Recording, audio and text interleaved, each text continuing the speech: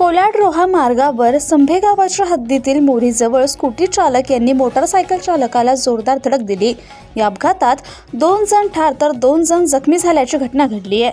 सविस्तर वृत्त असे की पोलीस सूत्रांकडून मिळालेल्या माहितीनुसार शुक्रवार दिनांक 5 डिसेंबर 2025 रोजी रात्री 9:30च्या सुमारास दिनेश भिकू पवार हा त्याच्या ताब्यातील होंडा शाईन मोटारसायकल क्रमांक MH6BJ 3318 वरून धाटाव ते कोलाड असा प्रवास करीत असताना यातील मयत आरोपी स्कूटी चालक जावीर इब्राहिम शहा राहणार धाटाव तालुका रोहा यांनी आपल्या ताब्यातील स्कूटी MH6CB 3701 ही स्वतः चालवीत त्या स्कूटीच्या पाठीमागे जखमी साक्षीदार याला बसवून कोलाड ते धाटाव असा प्रवास करीत असताना मौजे संभे गावाच्या हद्दीत मोरीजवळ आले असता त्यातील मयत दिनेश भिकू पवार यांच्या ताब्यातील होंडा शाईन मोटरसायकल यास रॉंग साईडला येऊन जोरदार धडक दिल्याने अपघातात दिनेश भिकू पवार याच्या मरणासह स्वतःच्या मरणास कारणीभूत ठरले।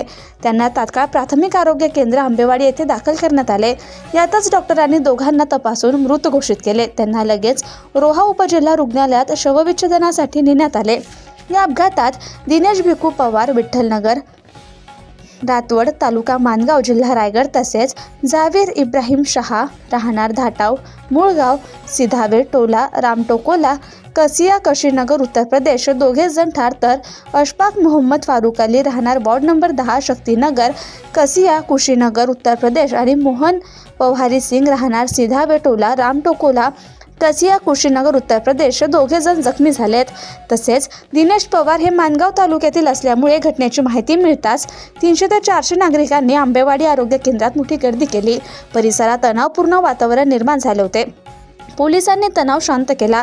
याचा अधिक तपास उपविभागीय पोलीस अधिकारी प्रसाद गोकुळे रोहा, सहाय्यक पोलीस निरीक्षक कुलकर्णी नागोठणे पोलीस कार्यभार कोलाड यांच्या मार्गदर्शनाखाली कोलाड पोलीस अंमलदार पोसाई भोजनकर करतायत।